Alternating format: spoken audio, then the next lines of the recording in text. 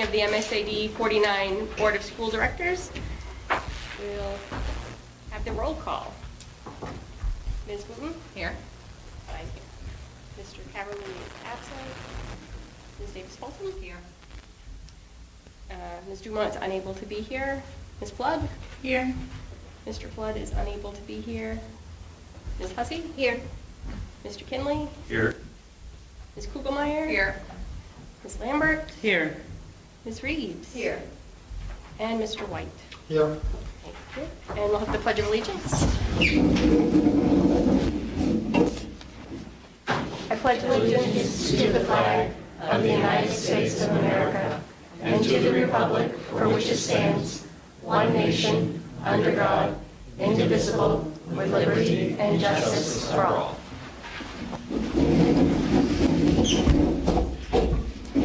Okay.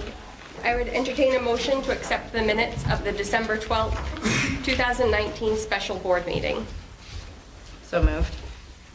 Second. Oh, Mr. Roy, would you like that? Yeah. No, no. Moved by Danielle and seconded by Cara. Any discussion? Seeing none. All in favor? 1, 2, 3, 4, 5, 6, 7, 8, 9. 9. Any opposed? And abstain. 9, 1. And welcome back to Judy. She's back with us now. We saved you lots of work. At this point, we will open the floor for any citizen input. If there's anything on our agenda tonight that anybody is addressing? No? All right. Under old business, I just want to give an update on our superintendent search process. As we talked about before, we did engage with the Maine School Management Association to hold some community forums. So those are next week. On Tuesday, there'll be a community forum here in this room at 7 p.m. and one in the Benton Library at 7 p.m. And then next Thursday, so these are the 7th and the 9th. Next Thursday, the 9th, there'll be meetings at 7 p.m. in the Clinton Gym and in the Albion Library. So this would really be the time for community members to come out and speak with the MSMA. And they are an independent party. They're going to collate whatever they collect for information for us and share it back with the board to give us some community input on what people feel like we should be looking for in a superintendent. Yes. How do we advertise that? For how long? I know it's on the webpage. It is currently on the webpage, and I'm saying it right now. And we can So perhaps we should maybe make a phone call, a district phone call? a robocall. Yes. A robocall? We can schedule that. Yeah. For that would be- probably next week. I don't think we should do it tomorrow because I think people would forget over the weekend. Yes, but we should do that. And I Yes. wonder if we should print something out that could go home.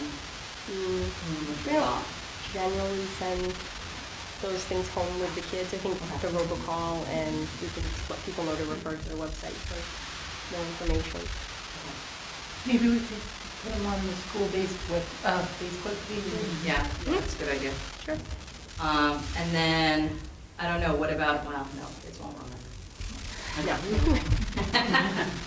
But high school students, actually, we may want to consider announcing it in the middle school and the high school, because they may want to participate, especially the high school students. So I don't know if that's something that you guys could make a public service announcement at PSA. Yes? So would the robocall go out on Monday and then a reminder on each of the days, possibly? I just find, will you give people that work and plan and have lives and children no notice? It's almost like not giving them at all, so I think, I understand not wanting to do it this week, but. Yeah. I would think Monday. I would feel like each Tuesday and Thursday would be a bit much. Myself, just because sometimes we get a lot of. But maybe Monday and Wednesday. because- Monday and Wednesday? Monday and Wednesday, because then people who couldn't attend in the schools. I mean, I'm open to it if everybody else feels like Monday, Tuesday, and Thursday is the right way to do it. I just, How about Monday and Wednesday of each week? Well, it's just next It's week. just next week. Yeah. I kind of like Monday and Wednesday, Yeah. because then I think if we craft the message to say, come to any one of these locations, right, rather than it is Your specific, town. right, your Right. town. Right. So I think we say Whichever come one is to any, convenient. whatever one is convenient with the time. So if we craft the message to say that, then I think it changes the dynamic a little for people. So Monday, Wednesday. Yes? Do we have any input on what they're going to discuss? We have not. I can check back in with Steve Bailey, but I think he asked for tables because he would like to do some small group work. So anybody attending, please be prepared for that. Yes? And what's our, I mean, do we attend, do we sit at the tables, like, do we listen, are we not attending? What's kind of the board's role in this? Well, I was hoping that perhaps someone would volunteer to be at each location, kind of to bring them in and, get them settled. And I did not intend to participate in the workshop because we had talked about it being an independent Well, that's what I was process. questioning. Yes. But I was thinking that I would try to be at one location just to meet and make sure they got in okay and set up. And I'll go to Albion. I'll do that. wonderful. Well, thank you for doing that. I was going to do it, but you were too fast. Oh, hey. No, it's all Well, we good. still need I'm all still need. You can do Albion and I'll do the middle school. I was going to do here because there's a basketball game in Yeah, that's what, not that I don't love But we still need We need Clinton on Thursday. Clinton. Okay, we can figure out Clinton on Thursday. And then we still need are you going to do it? I'll do here. You'll do her? Yeah, I'll just Okay. pop over from the basketball Awesome. game and get everybody settled. Go ahead. So just to revisit the timeline, and also, I don't know, can you tell us, like, when we want to meet to start reviewing applications and how we want to handle that? As we talked about, it was going to start to happen in more toward the end of January, if I'm remembering, so that we would then start to have an interview committee in February, so, right. That was the last timeline that I saw as well. Yep. Yes. But we talked about a survey that was going to be out for the public, so if they weren't able, that's why I'm a little, I think we have a third party from MSMA to conduct it, so it doesn't feel like it's us sitting there. Right.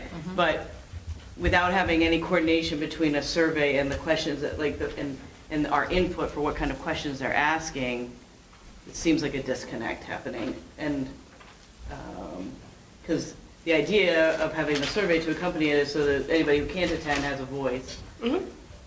Yes. But I they're agree. not conducting the survey for us. They are not. The feedback that I had received from the board was that we thought it could be handled through SurveyMonkey. Yeah. Oh, I think it can, but the question generation, which I also think could be handled by us, but without it aligning with the work that they're doing, it seems like a missed opportunity. My thought was to go to the thing and hear what they're going to say, because then we have like a 3-week time period before we start reviewing or more to put it out. So then we can grab the questions right after that. I mean, if it's still 3 of us, what did we decide? Like, where do we stand with that? That's still On three On the- people for what? the last time you asked for For volunteers. volunteers, right? So if it's still just us, then are you still? Yeah. So are you saying it would be the three of Yeah. us coming up with the questions? Yes, that's Okay. what Okay. that's what I'm suggesting. Okay. Is that,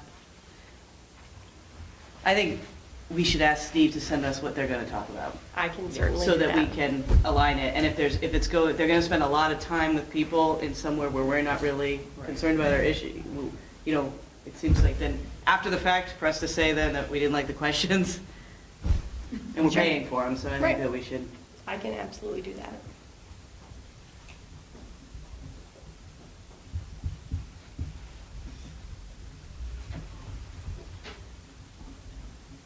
Any other thoughts on the search process? Yep. Great. Under new business tonight, we have a presentation on the school-based health center from some members of the community. Can we just sit right here? If you'd like to. Will, where would you like us to? You're welcome to sit right there, that's fine. Then we'll sit. We don't stand really well. And I don't know how many of you know who I am, but I'm Elaine Richard. I've lived in Fairfield for quite a few years. I've had 3 kids who've gone to school here. I now have 2 grandchildren who are going to school in the district, and I am a huge supporter of public schools and what public school can offer to the community as well as the students who go to school there. I'm here today along with some friends of mine. There's Karen Kuziak, who is from Fairfield, Kathy McKay, who is from Benton. Keeney Tinkham is a supporter of school-based health centers who's been helping us, and she is with the Marana Cook area schools. We're here because we are hoping to convince you that you will support us as we try to complete and support an application for a school-based health center at Lawrence High School. School-based health centers it's a pretty simple thing. They are just that. They are a healthcare center, healthcare provider providing services right here at the school, providing basic primary care. Hopefully all of you have gotten documents that we sent and that you've looked at them prior to this, because that will help us too. But school-based health centers for us, it's a lot more than just providing primary care to kids who are around. I think we all would agree that healthy children are able to take full advantage of educational opportunities. And we're here because healthy children need to be taking advantage of educational opportunities in the district. School-based health centers will bridge family, the educational community, and the overall community of a district in coordinated, cooperative, and collaborative ways. And they are awesome for real positive PR. And we can always use positive PR as well as healthy things for our kids. Having school-based health centers on site help reduce barriers to learning, and we have anecdotal things we can tell you, and there are just some facts that were on those fact sheets. We know that kids spend at least 6 hours a day at school, and when they're in school, by the time they get to junior high and high school, we're really hoping they start taking control of a lot of their healthcare needs, their educational needs, their social needs. They're learning to be participants in their healthcare management, including care for chronic diseases like asthma, diabetes, food allergies, weight control, dental health, mental health. So when there's care, primary care available at school sites, it's really win-win for everybody. So kids will not miss as much school. You think about when we have block scheduling, if a kid has to go to the doctor and they get pulled from, they leave school, chances are they're not going to come back to school. So they're going to miss a lot. Parents have to be called out from work, and that just starts, it just doesn't, it's not good. It's better when the services are available right here and things can be managed before things get blown out of proportion. We know that, we just know that it works. I guess what I think the best thing we could do is just start answering your questions. I'm hoping that some of you were able to go to see the healthcare center at Marana Cook High School, and that it was a positive experience for those who went.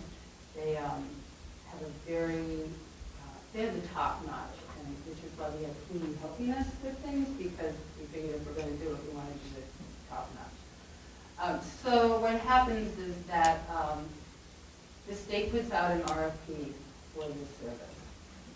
And we know that there's an RFP coming out in January, and we would like to have permission to apply when that RFP comes out.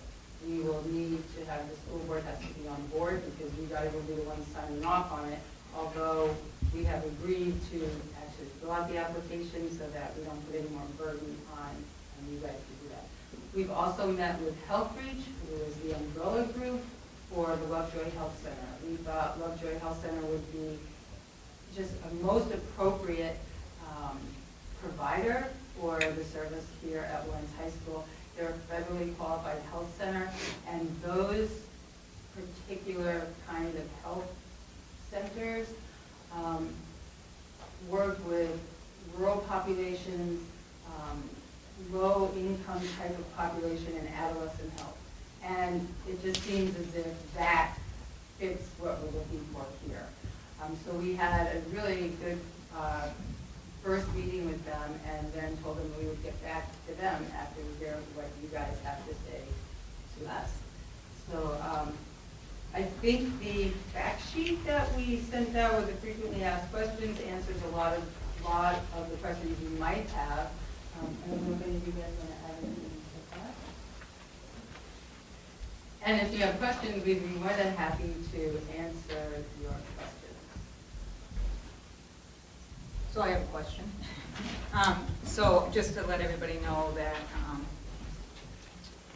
Mr. Jones, Mr. Boynton, and Ms. Turlow and I went and visited Marina Cook School-Based Health Center. My first question is, because I cannot remember when we met last time, the grant funds, is it $36,000? No. So the first bill that was passed that the RFP is going out for is a $600,000 grant. The second bill that's sitting in appropriations that we're going to hope will come out of appropriations and be approved is for expanding school-based health centers, and that is another probably $600,000 as well. And I don't know how the RFPs are written as to how, I don't think they say, well, each school will get X amount of money. Yeah, if I may speak, they allocate points based on services, so the more comprehensive your services are, you get points historically based on your size of your school, your population need, free and reduced lunch. There's a formula that they use. So that money would go towards the setup, right? I think I read somewhere that, you know, I think where it's going to be placed, you know, you have to have a sink in there, you have to have different rooms in there. I mean, there would be some construction needed. So through the money that we receive, is that money allocated to that, to start off with?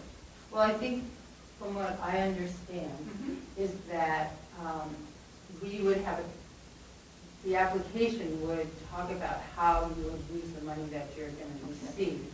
And that Shannon King, who's not able to join us, used to actually write the contracts for the school-based health centers.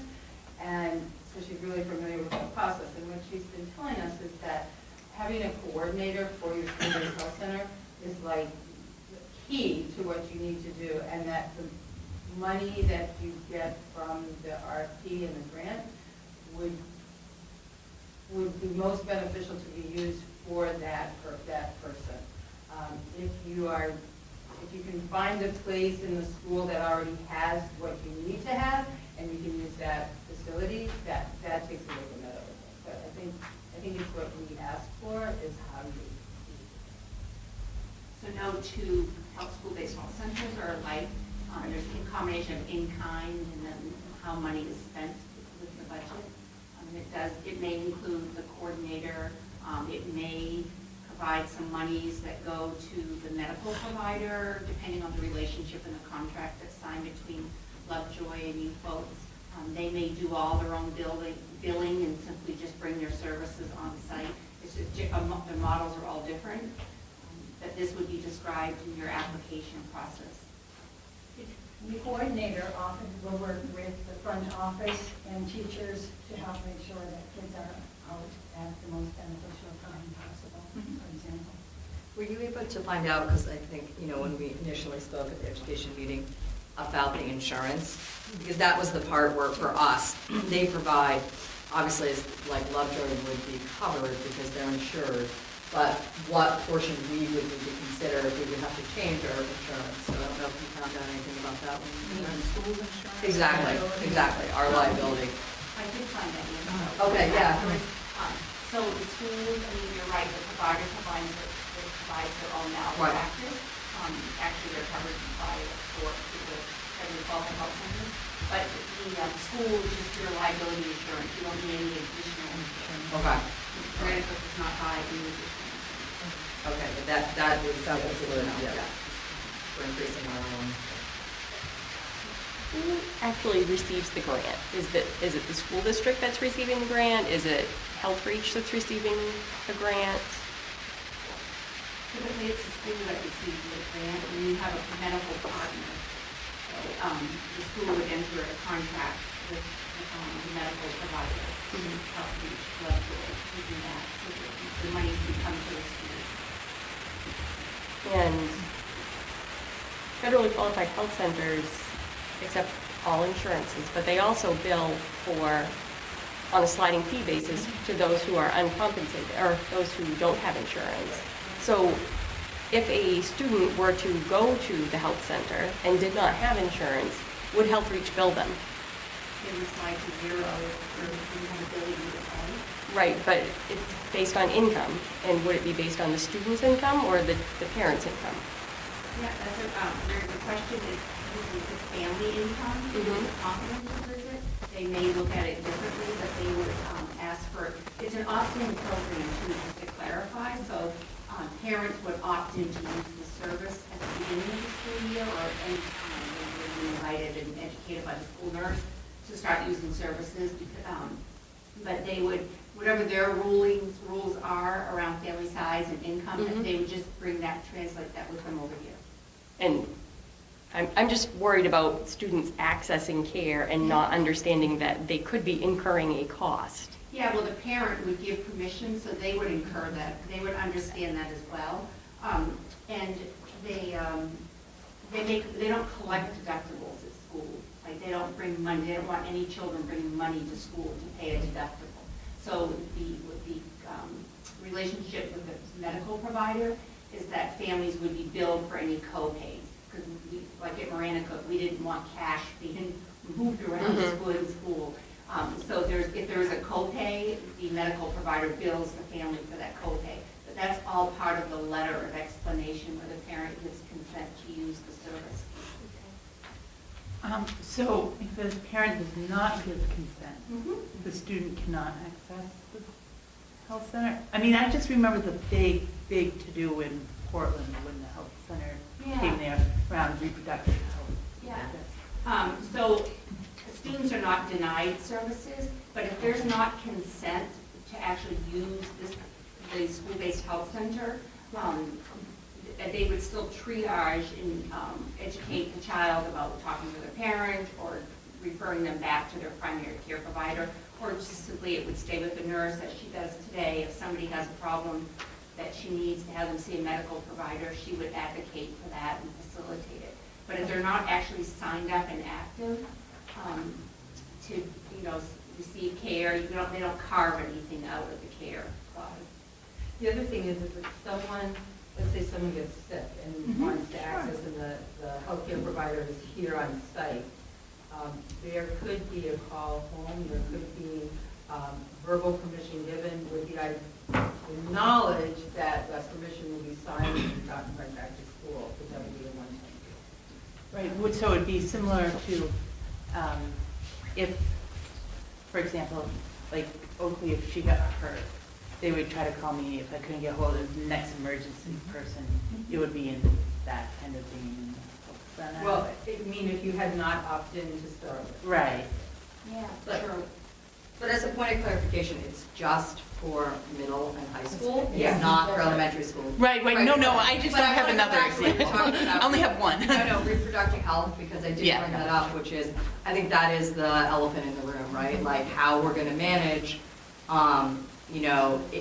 aside from the liability, right, of incurring that, that is often the case where we could run into some potential issues, right? So if we currently aren't in in our own health program, addressing reproductive health in a substantive way, to bring the service into the school without necessarily having a thought about what that looks like for us, right? And how they might address it, certainly becomes, I think, a challenge for our position, and we shouldn't kid ourselves about that. And we're all adults, so we can have the conversation, but it is, I think we would need to have a conversation with Lovejoy.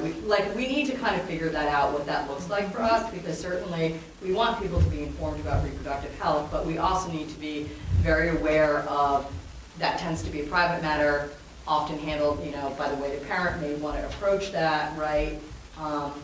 And what that kind of looks like for us.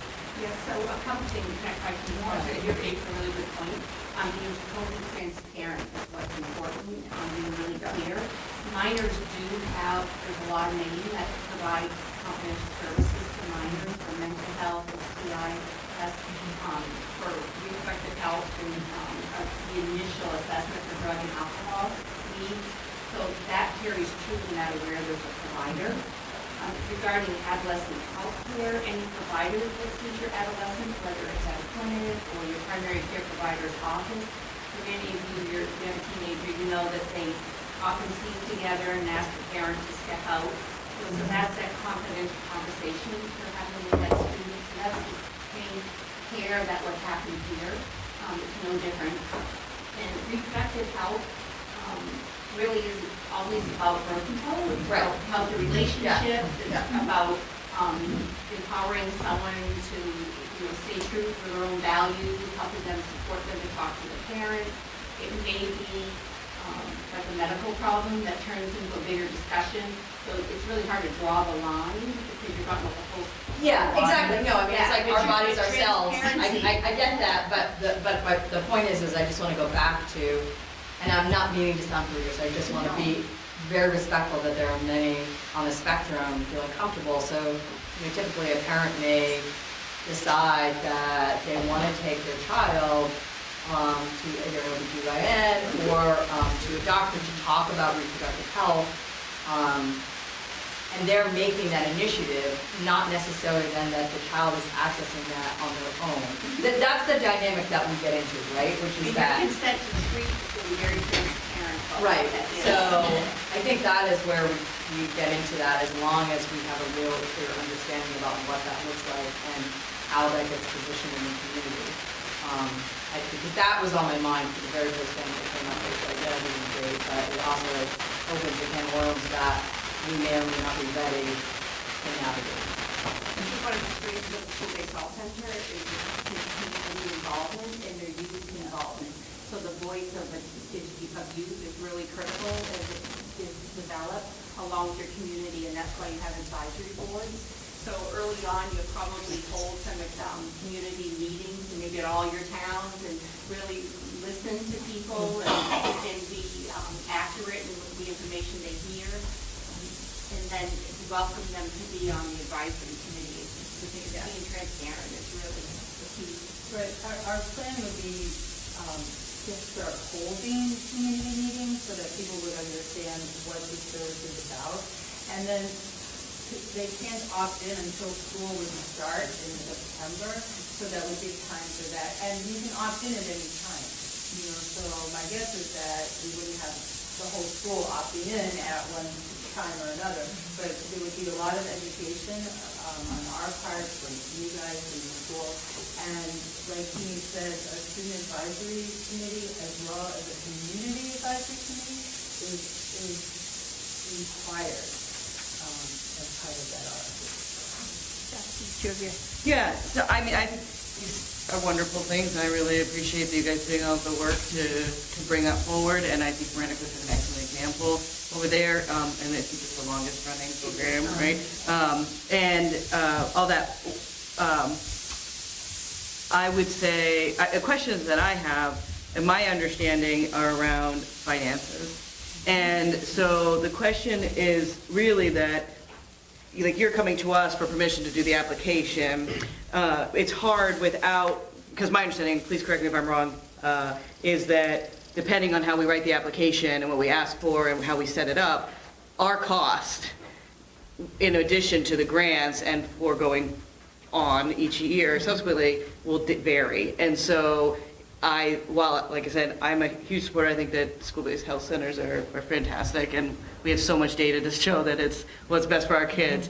I do think we need to know before saying that, and I know the timing is tricky, I would want to know, what is our structure going to go forward, and how much is that cost going to be down the road? Well, right away, and then potentially down the road. And I don't know what information you have today, or if there's something we could get, or talk to some more of the different varieties, or... That would be my question as well. Is there, when you talked with Health Reach, do you have a financial pro forma that was created We didn't for get into that kind of. for Health Reach, and for what kind of cost or what kind of support they were anticipating, as well as upfront construction costs? If there's no additional liability insurance, that's great, and Health Reach would definitely be covered by FTCA. Would they also have to apply for an additional site through HRSA? And is that something that's currently open? To my knowledge, they wouldn't have to, because they'd be bringing that service, it's almost like telehealth, here to the health center. But that's a good question that we can confirm. I don't think that it would have to do that. So my question, when we did meet with them at Marana Cook, and correct me, Ryan and Sean and Dee, and that's where the 36,000 came from, because I asked them how much they had for a cost, and then they said they had an additional 30,000 coming from their school budget. Unfortunately, we didn't have time enough to get into all of that, because we were there for a short period of time. We really wanted to see, we asked all our questions, and we wanted to see the placement of the school-based program. I think it's a great idea. The only thing is, I just want to make sure we know where all the money that we're getting. I know we don't know that right now, but how much money is going to take to keep this up and running. As I said, the big cost is going to be establishing the area, because you need several different confidential rooms. I think they had 4 or 5 rooms. Well, I think starting off, we wouldn't start off probably that big. My understanding is that some places have started off in even just a small closeted area that's been made confidential and, with the basics, because it's not going to be every day to start with. It'll probably be 2 days. It has to be at least 2 days a week, and that's probably how we would start. But I wanted to also check, to be able to answer some of these questions really thoroughly. Shannon and I have been going to the statewide school-based health center meeting in Augusta for over a year now, and there is one coming up on January 17th that we're going to go to, and they asked us, well, we're inviting any of you guys who would like to come with us to come to that meeting, and if you're unable to come because it's during the day or in the afternoon, if you could give me your questions that you specifically want answered, I can make sure that we can answer them. And what they have is like representatives from all these different school-based health centers are sitting like they're going to talk about this. Jen, we can follow up with health. Did they also feel that they would have the capacity to recruit, or were they going to shift someone from Lovejoy here? I'm not, we didn't get into that in detail with them, but what I thought was really interesting meeting with them is that they had just completed their 5-year strategic plan, and their strategic plan for 2021 includes school-based health care. So we tried to show them that by the time people filled out their permission slips until everyone opted in and everything, would be pretty close to 2021, and they do that. I know it's a goal here is to serve more adolescents, and adolescents typically don't go to the doctor, so it's a way to meet that goal there as well. I haven't been here for a few weeks, so I didn't get any of this information ahead of time. I guess, and I, as a retired nurse, I am totally supporting this, again, with some, the contract with Lovejoy. I guess my question is beyond the ongoing costs, because a lot of the contracts, previous life, would the district be responsible to contract with them, or would they be operating as more of a satellite operation from Lovejoy itself? Yes, and that's the value of working with an existing medical provider like Miranda Cook works with Maine General. Right. Because during holidays and weekends, should a child need care, they have an after-hours policy, so that's part of the RFA, what happens to Right, children the after question hours. is like, would we be? But you're not committed forever. Would we be contracting with Lovejoy, with Health Reach, for services? Yeah. Meaning there would be a cost incurred to the school district, or would they be operating as more of a satellite, providing the services in the space we provide? Yeah, so that's one option, that it would simply just be a service. At Miranda Cook, part of their grant is they pay $10,000 to Maine General for their Okay. provider for a year, for 1 year to be on Right. site. Because there are non-billable times when the provider's sitting there and an adolescent doesn't come through the door. So for it to be, Right. cost effective, they give $10,000 from their grant. Right, and that was to my Maine General. question about like, Yeah. you know, again, So that's the money and my previous life, Yeah. and, you know, I used to work subcontractors in jail, so I you know. Yeah, and I think that part of that, we would create, well, we would create that agreement because each health center that I'm familiar with is set up differently from each other. Okay. So whatever would work best here with Mhm. Lovejoy, should Lovejoy be the provider, is something that would come up, we would, that I believe would show up in the RFP. Right. A lot, and you said that it's a minimum of 2 days. Yeah, because Marina Cook splits their time between the middle school and the junior high, so, because I was expecting someone who's there full-time, but it's, you know, small. And you know, to start off with just 2 days a week, especially starting until momentum grows at all, we have a school-based health center here, we can use this, we can see this, we don't have to, it wouldn't make sense to have someone sitting there 5 days a week to start. Right.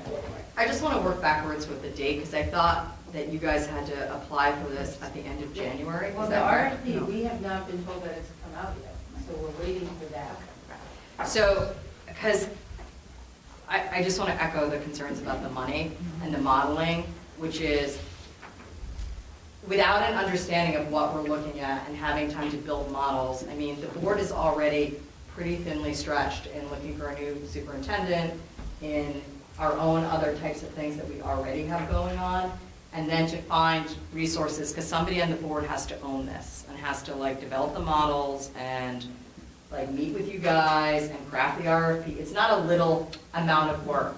And I'm sure that, you know, you guys have questions too around this, right? Like,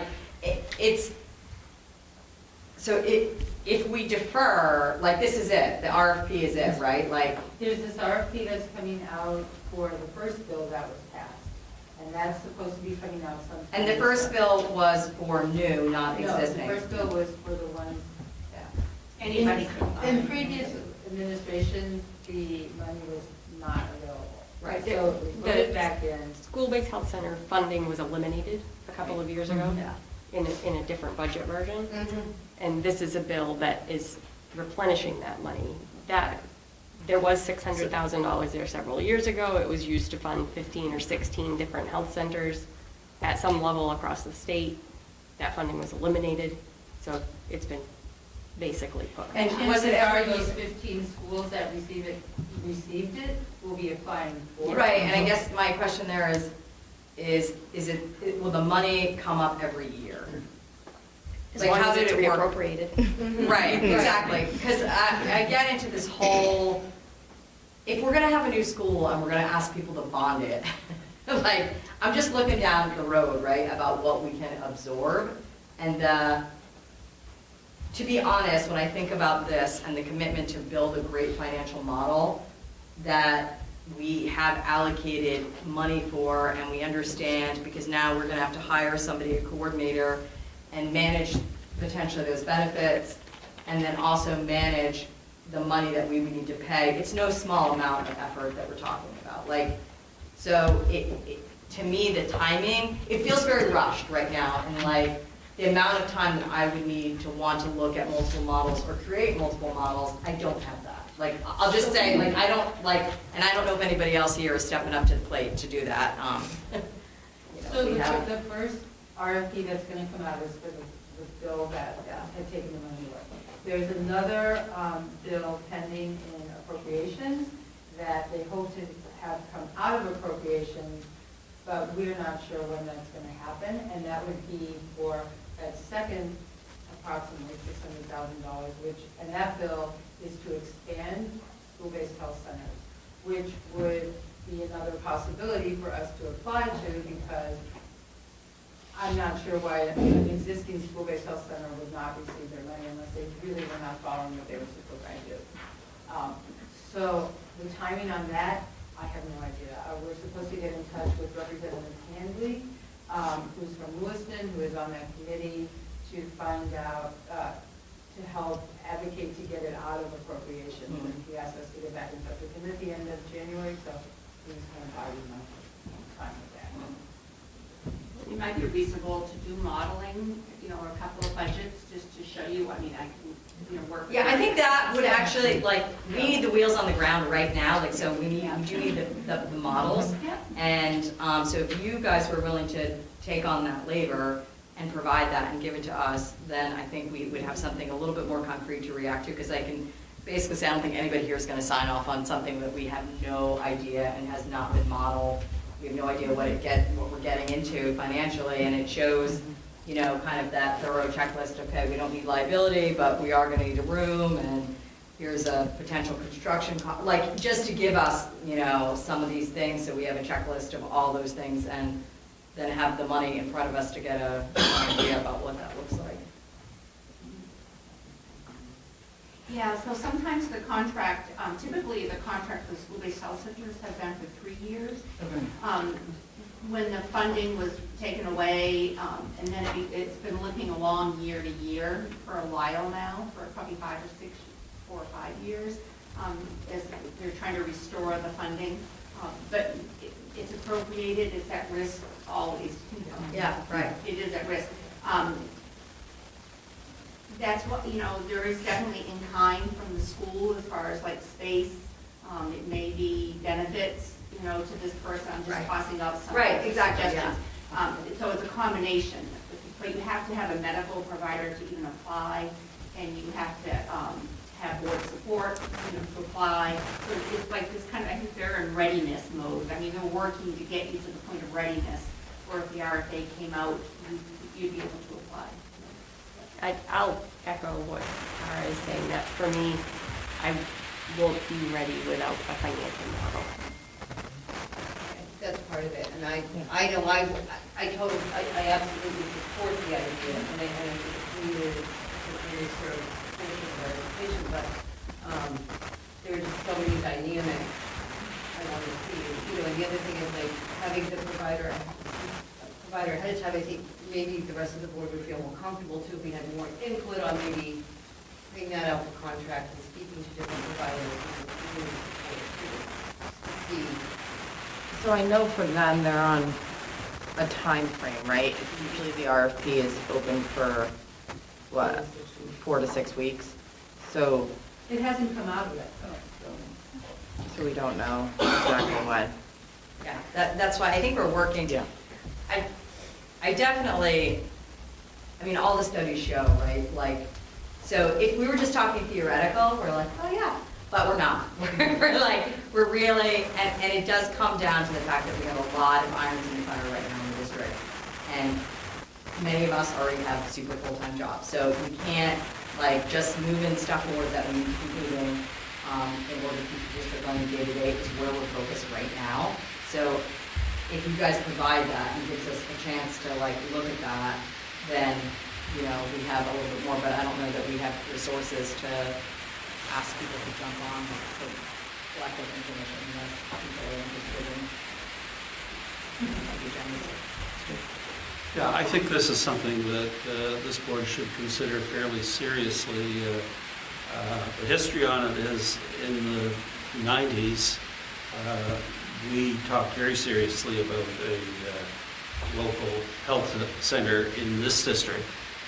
And I think at that time the majority of the board favored it.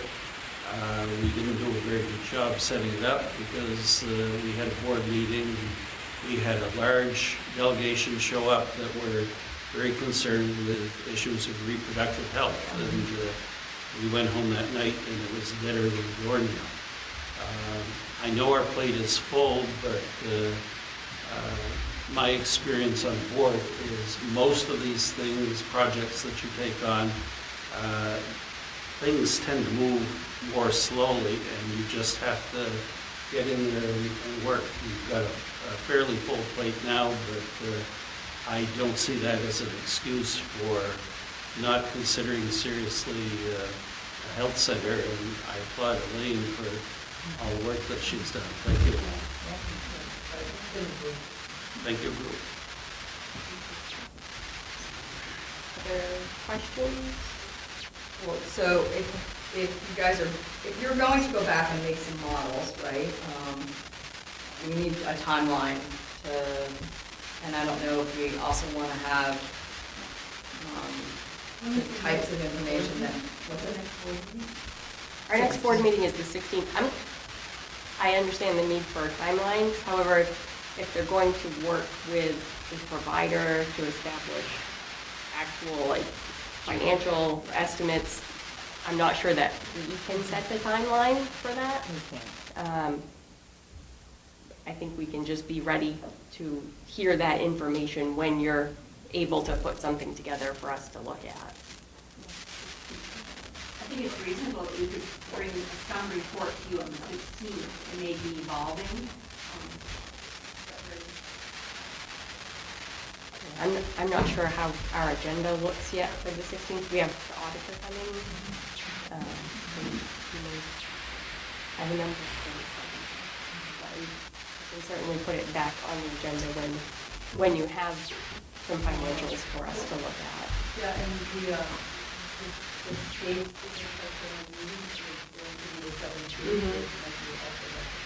Yes, so maybe in the February meeting. Jenny, do you want to see if anybody would want to liaise with them to work on the model? Are you volunteering? No, my plate is absolutely full, but I want to put it out there to say, Stu. Is anyone else interested in? I mean, Judy, okay. fantastic. Right, thank you. You guys get that? Judy will liaise with you, she will do the work, and you guys can go forth.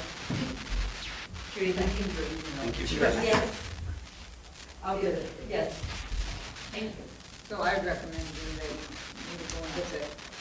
And maybe like, well, no, I maybe go like, 'cause we talked about the 15 different schools in Yeah. the state, and we tried to look at schools that are comparable to us.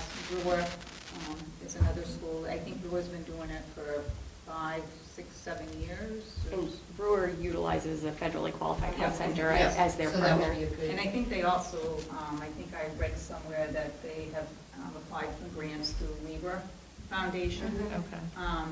to help support their costs. So that might be a And I place. think, just personally, some way to get it out to the community for those that don't necessarily read the minutes and the agendas and stuff, that this is something under consideration for the district parents, so that they don't get hit with. It's very early in discussions, I would Yes. say. Yeah. Oh, This definitely, but. is basically, Fact finding. yes. Yeah, we're in Yeah. fact But but something that we are in a fact-finding mode. Again, I'm 100% behind it, but.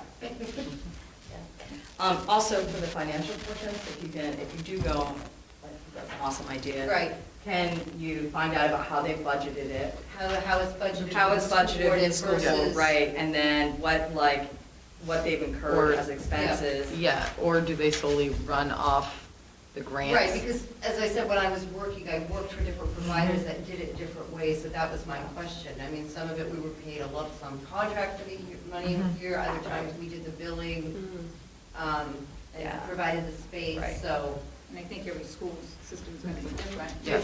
Because Yeah. Everyone. But that's a couple models for us to talk about, right? Right. Like, if you get the money, who's gonna hold it, et cetera, et cetera. And I Right, how's think, it coming? yeah, and, Sean left, right? Sean, yeah. Yeah, did you guys like the same?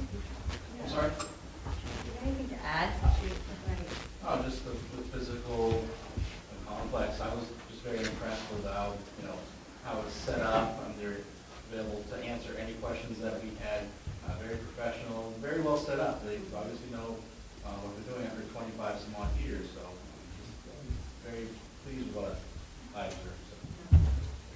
Judy, are you able to come to the state meeting on the 17th with us? What time is it? Well, it's an all-day meeting, but we would be able to ask questions in the afternoon.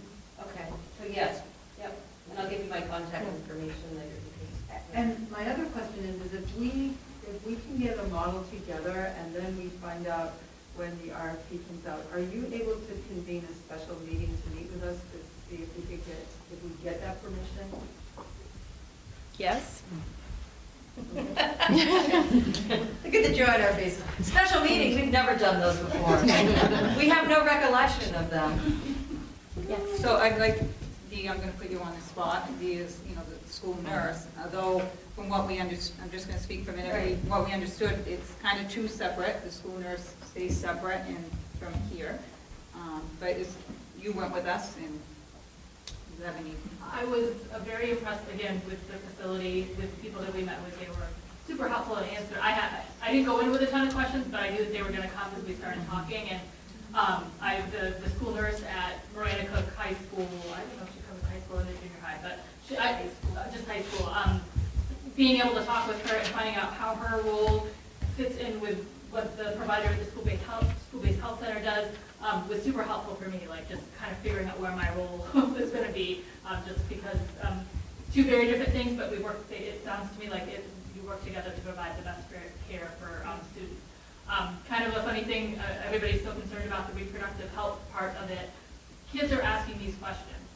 And it would be super helpful to have a provider to refer them to, because as a school nurse at the high school, that's the area that I feel least prepared to, or least able to help students, because I'm limited in my practice as a school nurse. And to be able to refer those students to a medical provider that could answer those questions would be so beneficial for this population, so beneficial.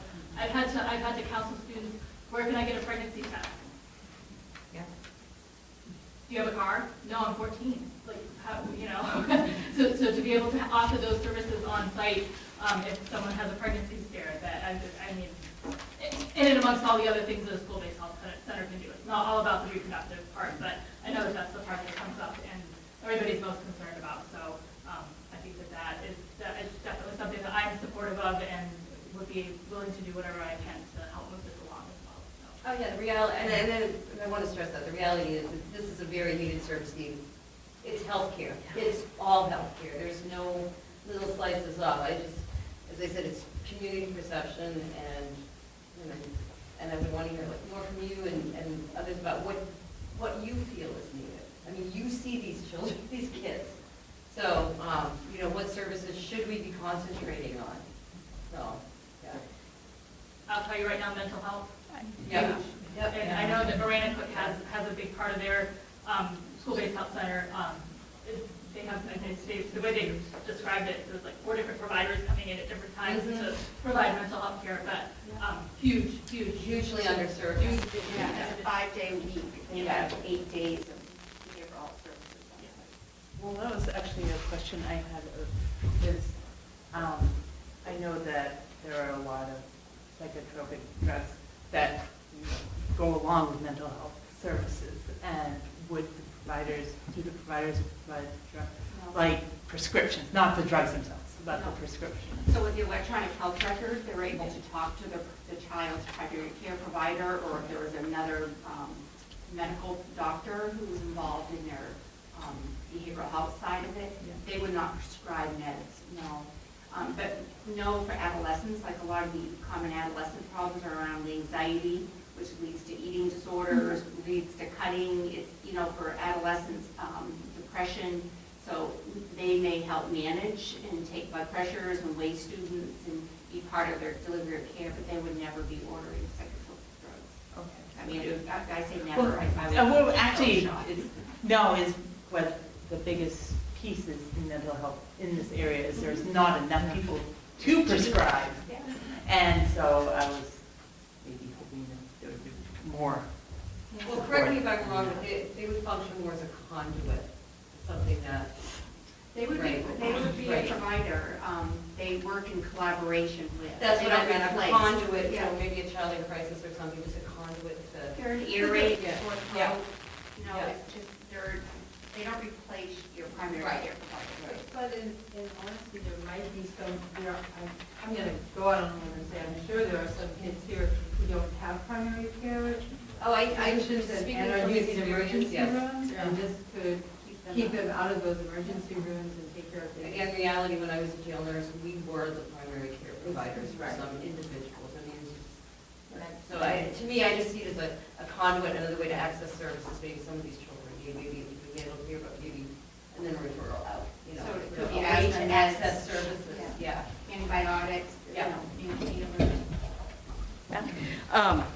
So I just wanted to follow up on, so what you put out there, Stu, which is, I think this is great, we get the models, and then hopefully it looks like something we can do, and we can support that, is we can't be caught sort of off guard, I think, as you were talking about, happened in the 90s, where everything was great and everybody was excited about it, and then there were all these people who said absolutely not because of these issues. And I wonder, I think some things have changed since the 90s, but I also, have seen the testimonies in Augusta when these sort of issues come up and people come out, and so I think, how do we start to lay some of that groundwork while this is happening and not wait until, one of the things I was just wondering is, have we talked with, Pete Spears and what's the health curriculum look like? I might be concerned if our health curriculum isn't aligned with the kind of services and that would be happening. And so if we haven't opened up our curriculum to be transparent, to be talking about reproductive health and sexuality and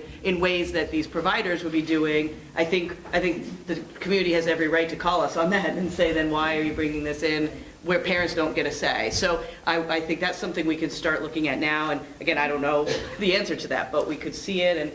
And I don't know if you've talked with Pete at all about what's the alignment with the health.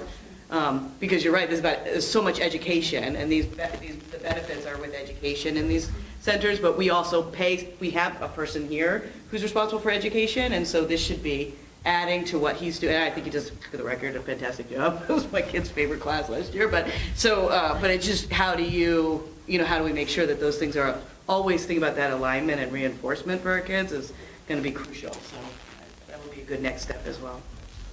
I think they are. I mean, my own daughter was like, yes, we've learned about things robustly, the birds and the bees, Great talk. Yeah. Well, it's mandated, Yes. and there's an opportunity for parents to opt out Opt to out, some right. pieces of it, and there was, a legislation a couple of years back, we developed a policy around this about sexual abuse and education that has to occur in the elementary settings, which is a whole new slice of the curriculum, but,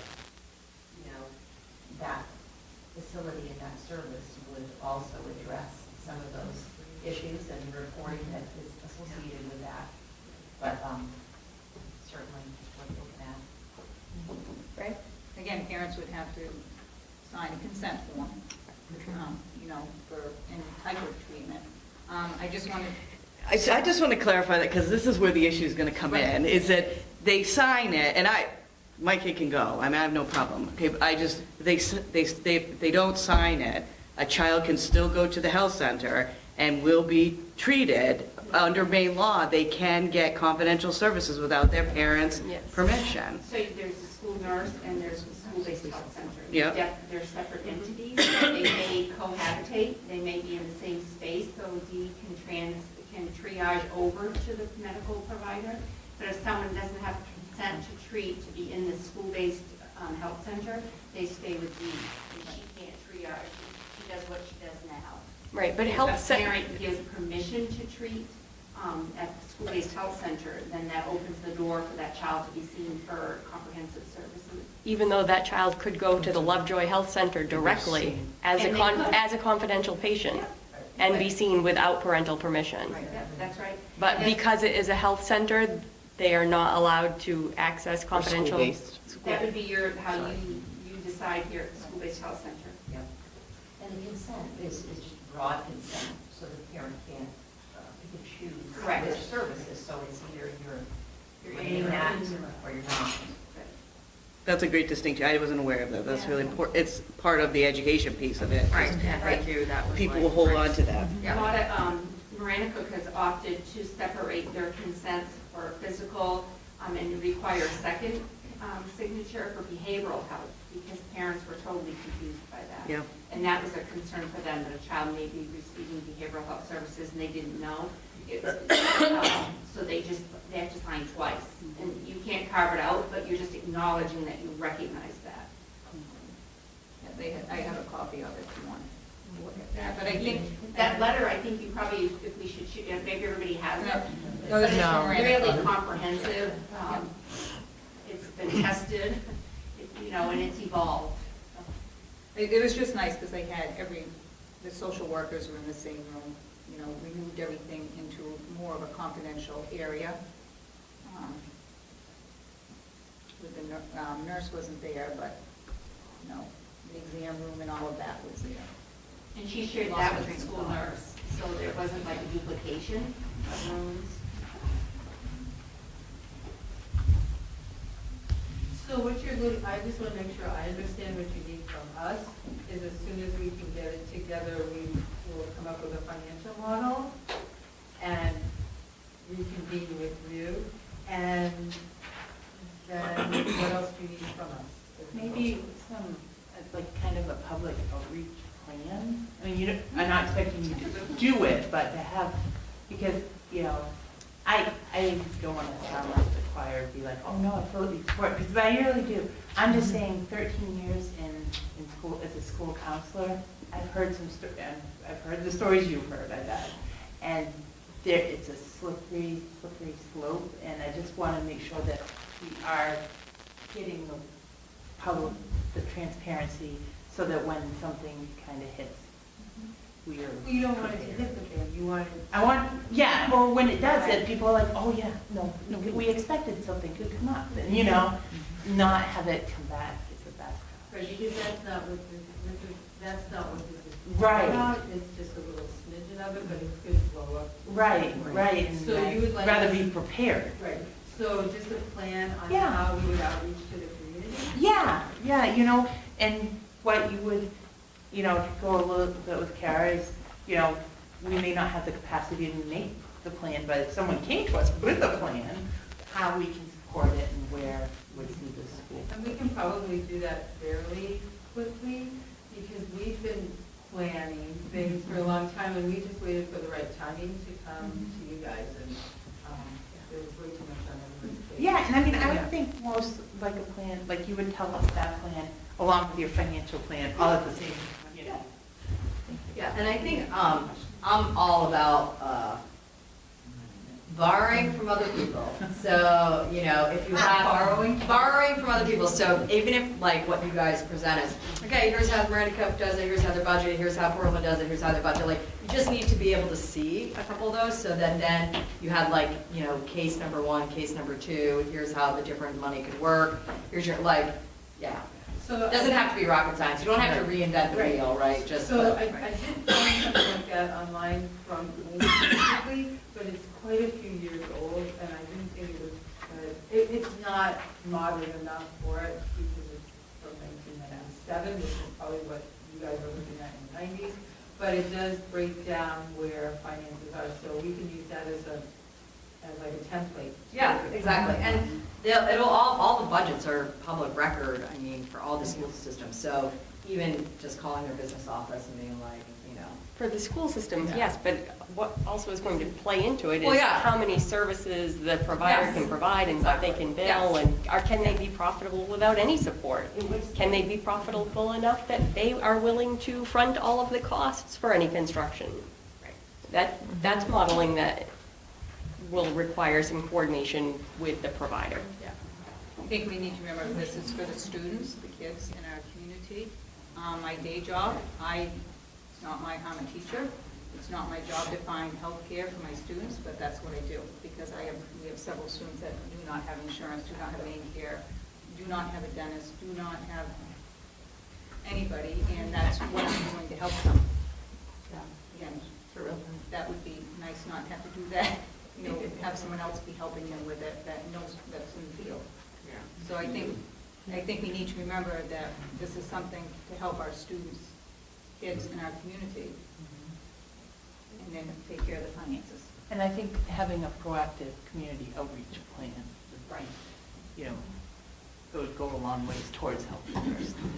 And that is a requirement, because you have to have that adult advisory committee as part of, if you're going to receive state funding, you have to have that as well as the student advisory committee. And all the data collecting, as far as Marana Cook, is all done in their, through their health portal, thank you. So it's not any extra work that anybody here would have to do, or Dee Dee, because she's removed from it, but all the information, data is right there. The coordinator probably does. Right, coordinating, yeah. Did you have a question? Well, I just, in your model, you'll have some threshold for the provider, like Jenny was saying, it makes sense for them to have their relationship with us, so, and a similar demographic.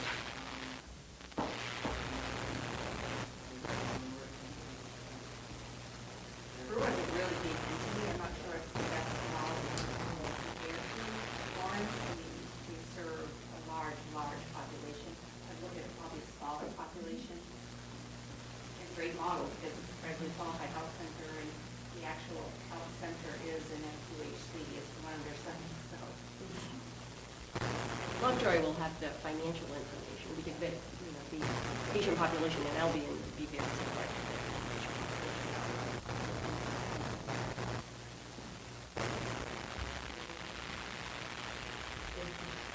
Yeah, thank you very much. good question. Thank you. Okay. Moving And is on. that Judy? Are you also doing this group? Judy, I heard Judy. That was Kara's. Yeah, I was like, Kara's Kara's people again. She's really good at that. I would be willing. All right. I would, peer pressure. I'm all about the peer pressure. Thank you. All about the peer pressures too. Okay, so moving on, we have no resignations. We do have an addendum to our agenda under appointments. I would accept a motion to authorize the superintendent to offer a contract to Faith Gushing for a computer educational technician 3. So moved. Second. Moved by Cara, and seconded by Roy. Any discussion?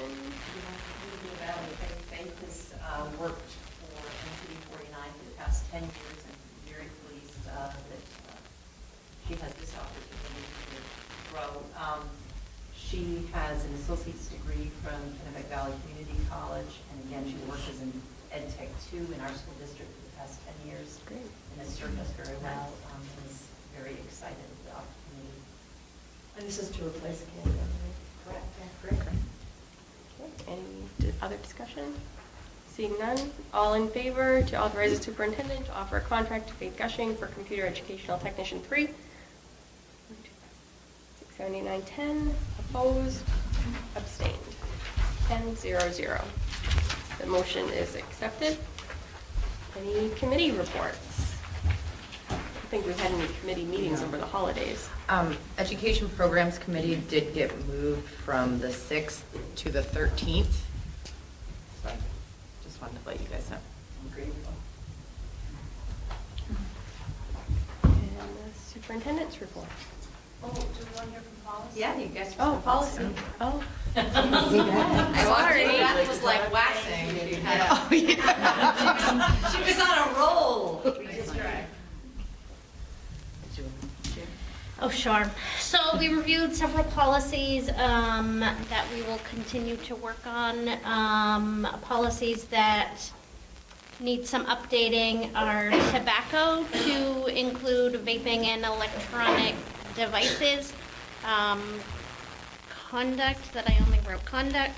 Staff contact with students. Staff conduct with students, and public participation at board meetings will all be updated, so stay tuned, it's all very exciting. Thank you. Thank you. Yeah. Just a brief report from our principals and then welcome back to school for this 2-day week after break. Just some updates. Our selection committee is going to meet on the 7th. And it's postponed due to some inclement weather. And I received a call today from Scott Brown, who wants to meet with his team on January 8th and revisit a couple of our schools. He wants to look at Benton and the team, and wants to look at the junior high school. So, of course, I agreed to him, yes, so.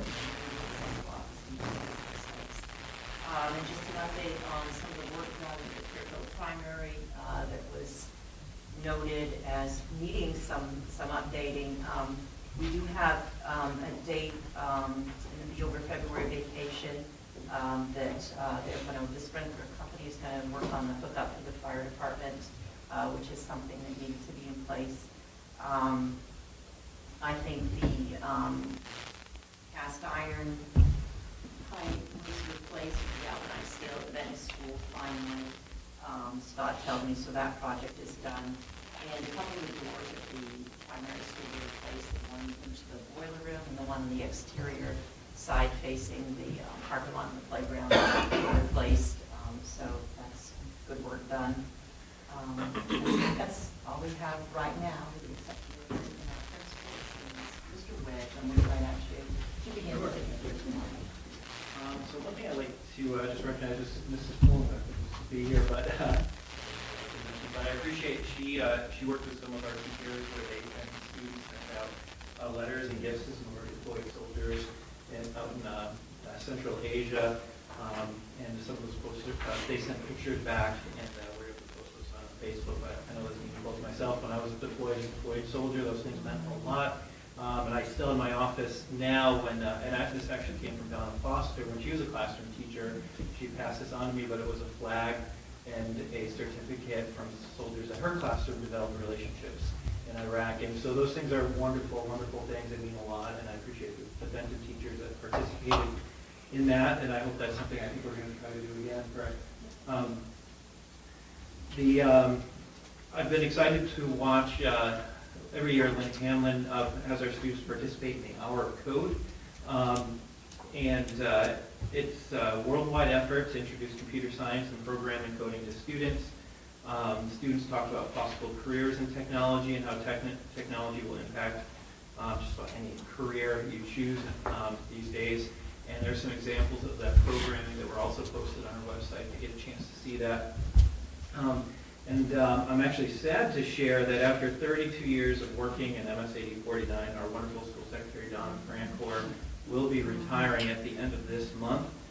Donna started in our district in 1987, she was at Benton when the new addition was built. I think it was 1990, and she's been there ever since. She's been a dedicated, hardworking employee during her time. She'll be greatly missed by staff, students, parents, and definitely myself and Mrs. Blaze. She's definitely made my job a lot easier the past few years I've been at Benton.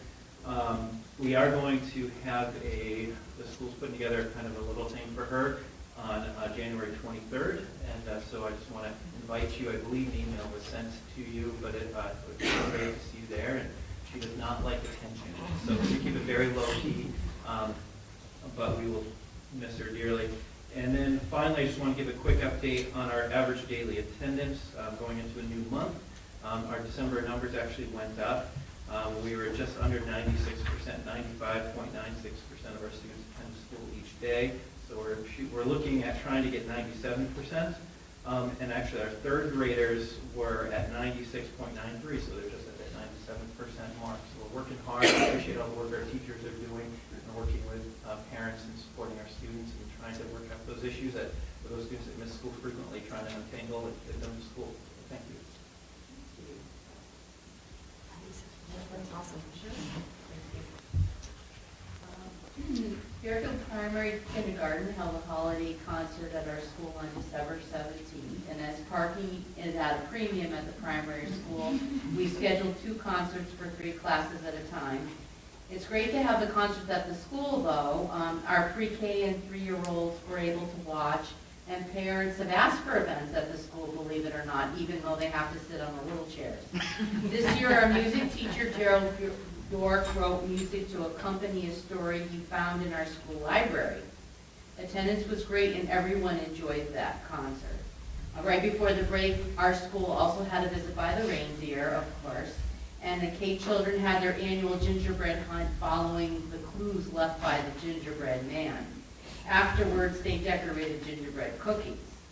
Our school librarian shared activities linked to the book Polar Express, and on the last day before the break, the children shared the movie at the Williamson Center. Our pre-K sessions also had held a family day and activities based on a familiar read, and afterwards viewed the movie from the book, The Snowy Day, on the last day before break. In Albion news, the Albion PTA held their annual potluck dinner with Santa on December 13th. They also held a Christmas bazaar on the 18th, so students could make or purchase little inexpensive items for their families. Members of the Albion community donated items as they do for the Mother's Day Bazaar, and parent volunteers helped the children by wrapping their selections to make it a real surprise gift. On the same day, we had the reindeer visit, and that was, of course, enjoyed by all. Our Albion PTA also provided each teacher with money to do a holiday craft or an activity with the students before break. Also, as a part of our Albion holiday traditions, we decorated a wish tree for the hallway. Each ornament contained a special personal wish each child had written for other people, for our world and our community. Thank you.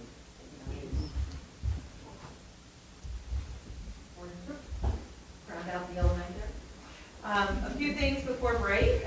We were very busy over in Clinton. Mrs. Munoz' fourth grade class sent in a class book to be published through the company student treasures about things that they are thankful for. It was very beautifully done, illustration and writing by all those students, and actually a copy from the library.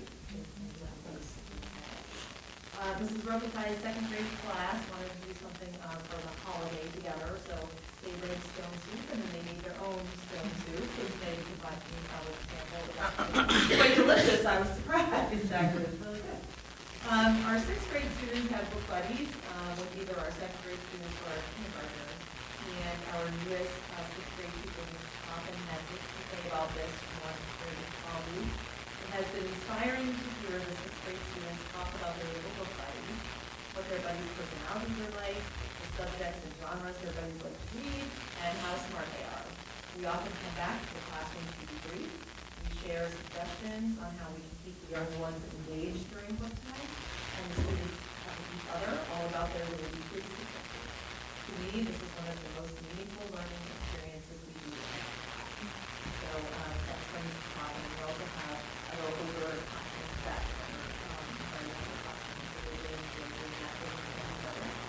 and finally, our fabulous PTO greeted us today as we return with a wonderful, fun trail mix bar in the staff room. So, and it is replenished again for tomorrow. So if anybody's driving through Clinton, take a stop and go to our staff room. It's a wonderful trail mix bar, and we want to thank our PTO for all they do for us.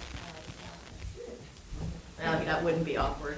Just here comes Sir, the car, get out of the way. Sneak in the bus door. It's all good. some strange people in there eating. We can't come to work today. So we have a couple items from the junior high. A couple months ago, I introduced a school-wide reading challenge. So that culminated at just before the Christmas break. So 15 students participated in a reading challenge trivia contest in the junior high library on the 14th. The challenge started in September, where one student will move to 3, and the team read 6 different titles. The students assembled in the library and played a trivia challenge about the books that they had read. Everyone had an amazing time, and it was obvious that the students not only read the books, but also paid attention to the details. Activities like this promote a passion for reading and for all the readers. The junior high student council sponsored a Thanksgiving food drive, and we'll back a little bit, but this is their totals, and donated over 1,300 items to the Fairfield Interfaith Food Bank. The student council invited the students walk down to the pantry on Friday, December 6th, and help put those items on the shelves. So it's a very great community service project for the student council, and all the school contributed to that. So it's wonderful to see that happening. We also raised $184 on a raffle and used those funds to adopt a local family through the Salvation Army. Students met with the student council advisors at the Waterville Walmart and did much of the shopping for this family themselves, and also provided a Hanford gift card for the family for Christmas dinner for them.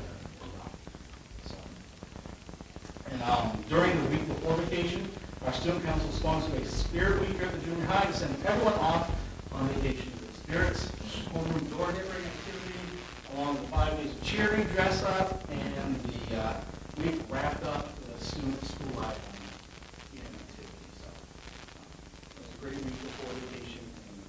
And thank you.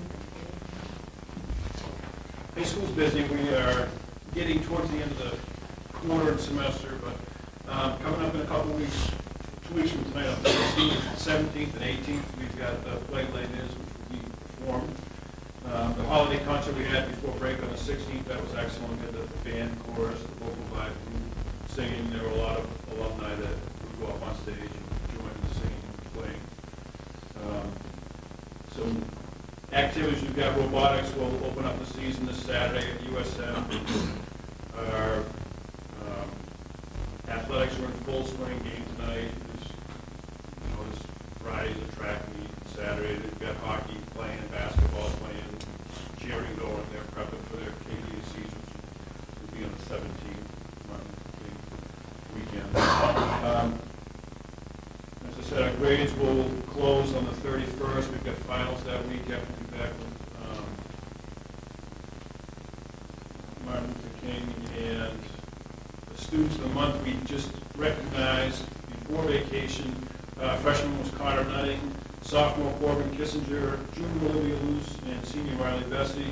And then we also recognized the MMT students, any students we have that get recognized, and we had one, Ben Bickford, in the construction technology program. So that was good. So we're busy, we're rolling, and teachers are trying to get kids caught up, so this semester will end. Thank you. And I just wanted to mention, I passed this around, JMG's first career fair and award ceremony. And it's a great experience if you have some time to pop in and have some conversation with the students as they share what they've been doing. They're very enthusiastic about it. And again, kind of Kate Wood, she does an outstanding job with these students. So that concludes our report this evening. Thank you all. So at this time, I would entertain a motion to go into executive session pursuant to 1 MRSA, Section 405-6D, to discuss contract negotiations. So moved. Moved by Danielle, and seconded by Roy. All in favor? 10. Opposed? Abstained? 10-0-0. So we will go into executive session at 8:24.